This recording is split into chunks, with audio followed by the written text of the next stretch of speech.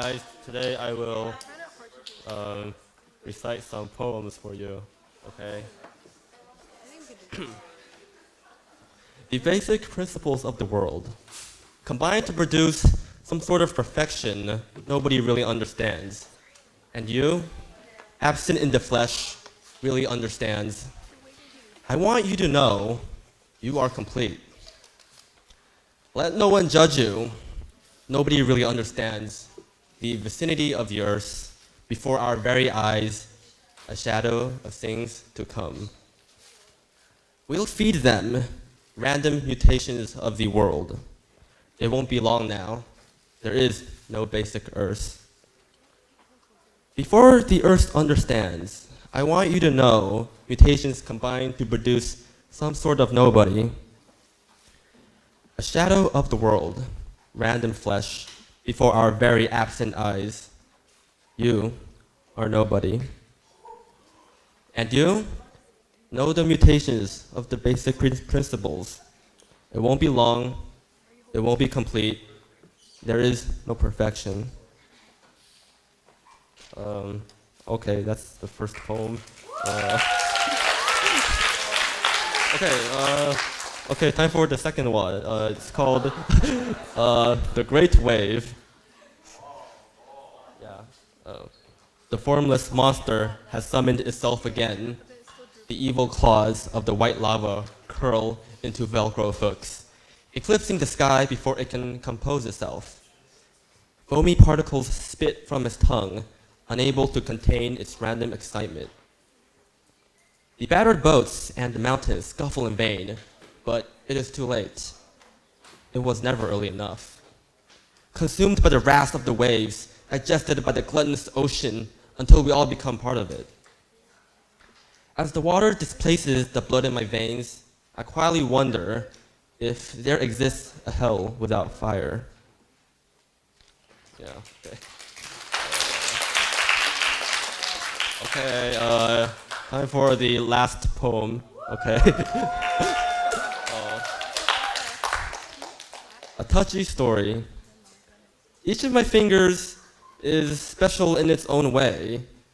My thumb refuses to show itself to others. It has long since been replaced by a single button on Facebook. My index finger is tired of going into my nose.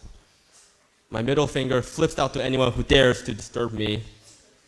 The ring finger, what an ironic name, for there is none on mine, nor will there ever be. All because of my little pinky. It's holding years of broken promises. Each of my fingers is special in its own way, but I can never count on them. Thank you. Yeah. Have a good night. Yeah.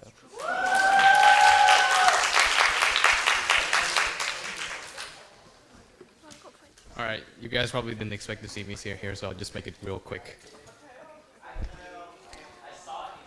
Okay. House rules. Rejecting humanity is an easy job, like throwing a baseball at an enclosure at the zoo, or swearing at your high school teacher on the last day of school. Freeing from a controller only caused Crystal Pepsi-like joy.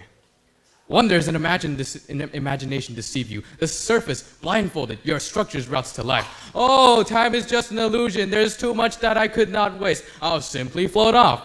You look at the universal pendulum, and yet centuries felt like mere moments of happy memories. A fourth of the night appears from mere dust. The senses start to stroke a bizarre sense. Our cerebrum takes on a different form. You viewed Hercules as an idol. You struck Hades, looking up to him in a literal sense. Those days of doing donuts were so not worth it. The brain sends neurotic signals to the heart, kicking a glass cup into a soccer post. No chances, possible chances, right decisions. The cardiac muscles pump into hyperdrive. Easy does it, easy does it. Romantic chemistry was never relevant anyways, but yet you get a sense of accomplishment from a single compliment.